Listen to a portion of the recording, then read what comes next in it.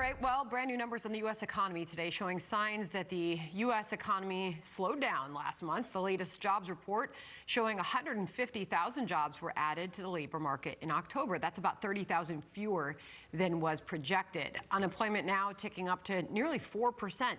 And as the president touts his economic policies, otherwise called Bidenomics, inflation does remain high and mortgage rates are continuing to soar. Let's bring in Democratic Congressman from California, Khanna. Congressman, always good to have you on the program. How would you characterize the economy today?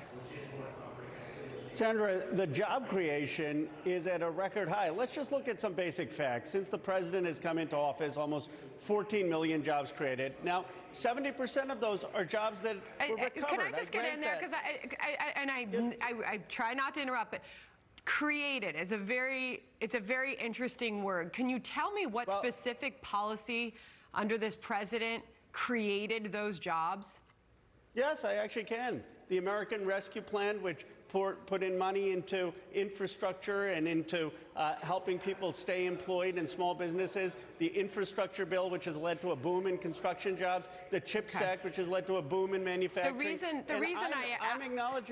reason I ask is because a lot of that was a rebound from the COVID pandemic, correct? 70% of those jobs were recovered from the COVID pandemic. I'm acknowledging that. But here's the point. You know, it was recovered within 2 years because of the American Rescue Plan. We could have been in a Great Depression. Give the president credit for the recovery and the creation of new jobs. Okay. And the reality is that this was the policy of the American Rescue Plan, of the CHIPS Act, of the infrastructure, of the Inflation Reduction Act. 4% unemployment used to be considered full employment in this country. The inflation in this country at 3.7% is less than inflation anywhere else in the world. Okay, so a lot I want to get to, so I don't mean to interrupt. Of course. But my question was, how would you characterize the economy today? I think the job creation is strong, but we still have prices that are too high. The issue of prices is that rents are too high, childcare is too high. But let's look at what this president has done. He capped the price of insulin. We want to cap more prescription drugs. Where are the Republicans? This president wanted to make sure that we build more housing and made sure that rents were coming down. Republicans opposed it. This president wants to make the costs come down on childcare. Republicans opposed it. So this president understands that costs are too high. And I guess that's the question, Sandra. There's a choice in this election. It's not enough to say prices are too high. Yes, prices are too high. Inflation is still too high. The question is, what do you want to do about it? The Republican plan, by their own admission, is we want tax breaks for the wealthy. The Democratic plan is we want to cut the cost of childcare and Medicare. So I feel like I still haven't gotten an answer to the question. I just asked you, is this a great economy? Is this a bad economy? No one is saying it's a great economy. I'm saying that job creation is strong. And I am, in one sentence. Job creation has been strong, but prices are too high. All right. So you've acknowledged that. I got it. So the president likes to talk about wages, and he and his administration say wages are up. Well, we made sure to pull from our brain room real wage growth. This is when you account for all those high prices that you say you're concerned about.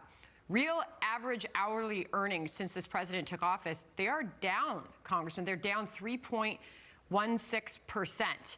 And while you're touting all those policies that you say contributed to job creation in this country, at the same time, we are seeing a Federal Reserve that's having to hike interest rates to unprecedented levels to try to tackle the inflation from all that government involvement and spending.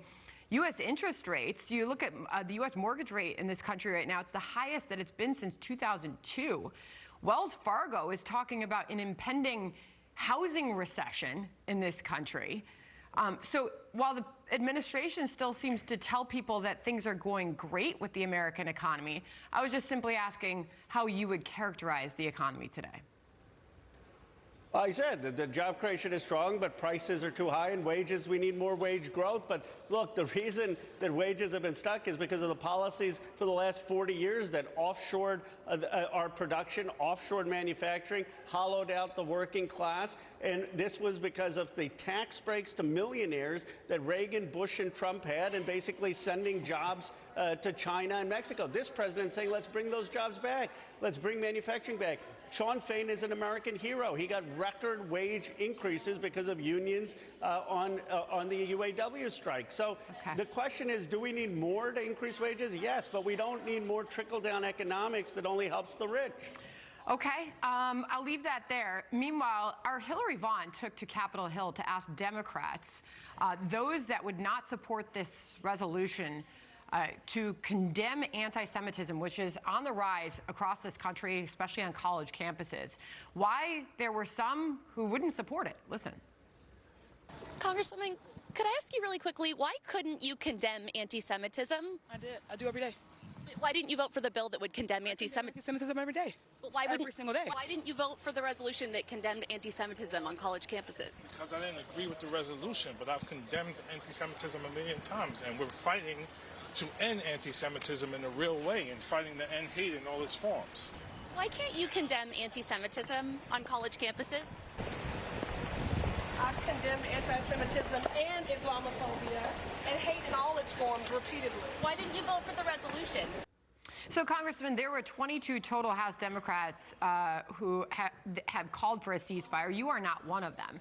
But why did some of your colleagues have such a hard time supporting a resolution that was introduced to denounce several demonstrations in support of the October 7th attack? Well, as you know, I voted for the resolution to condemn anti-Semitism, and I stand strongly against anti-Semitism in any form or Islamophobia in any form. My understanding is some people thought it was a free speech issue. Thomas Massey, who I have great respect for, he's a Republican. He's been a strong supporter of free speech. He disagrees with the speech, but he thought that the resolution was overbroad in implicating the First Amendment, and that's I disagreed with that. I voted for the resolution, but my sense is probably some people voted on First Amendment principles. Congressman, you are always a good sport. Thank you so much for joining us. Appreciate your time today. Thank you. Appreciate it. All right, John.